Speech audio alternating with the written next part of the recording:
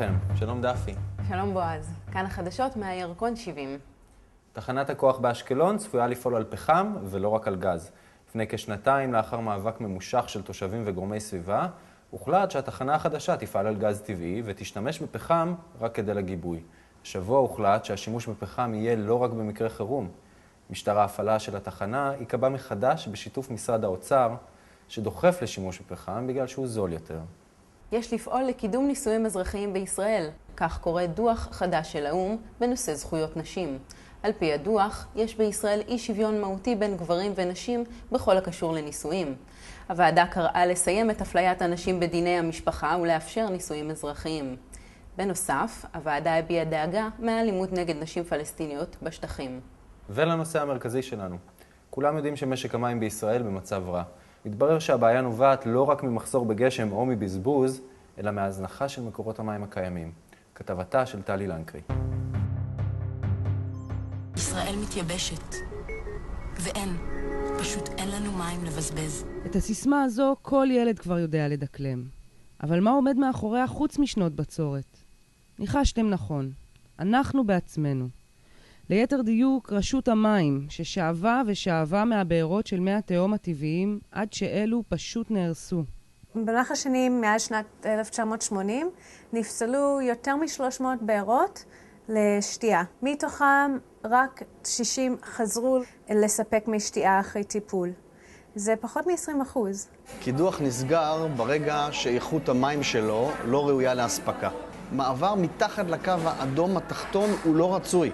אנחנו כבר כמה שנים מתחת לקו האדום התחתון.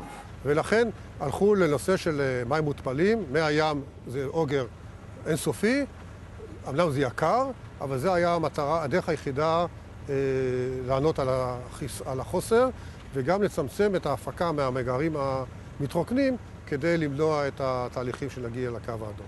אז כעת, אחרי שכמעט וחיסלנו את מי התהום, המדינה מקימה 4 מתקני התפלה בסכומי עתק, שאמורים לחזור לכיסם של הזכיינים הפרטיים על ידי העלאת מחירי המים.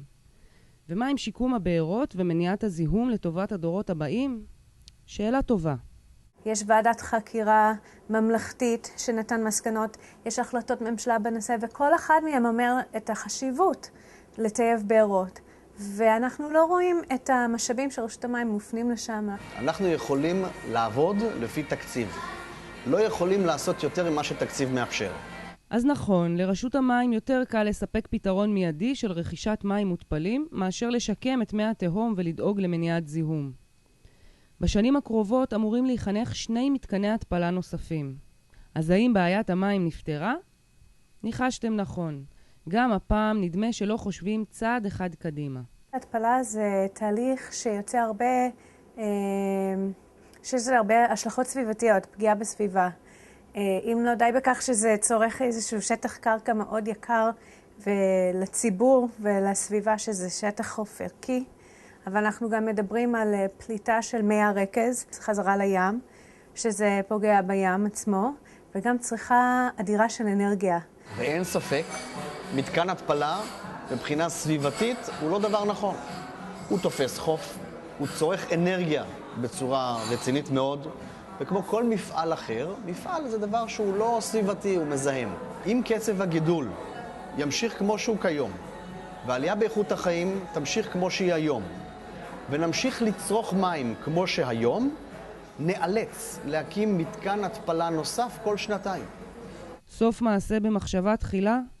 נדמה שלא. כנראה שאצלנו גם רשויות המים רגילות לעבוד בצורה של כיבוי שריפות. משרד האוצר פועל להפרטת שירותי שיקום האסיר. על פי תוכנית האוצר, הרשות לשיקום האסיר תיסגר, ושירותים כמו הוסטלים לאסירים משוחררים יופעלו על ידי גורמים פרטיים. בתוכנית תומך גם משרד הרווחה, שאמור לקבל לידיו את תקציבי השיקום. מתנגדי המהלך חוששים כי ההפרטה תפגע באסירים ותביא לפיטוריהם של עשרות קרימינולוגים, מדריכי אסירים ועובדי הוסטלים. ונעבור לסיוון עם תחזית זיהום האוויר. היום תחזית זיהום האוויר לובשת אדום. אמנם פנינו לסביבה, ומה לנו ולמאבקים חברתיים, אבל גם אנחנו עוקבים בעניין אחרי השביתה במפעל חיפה כימיקלים.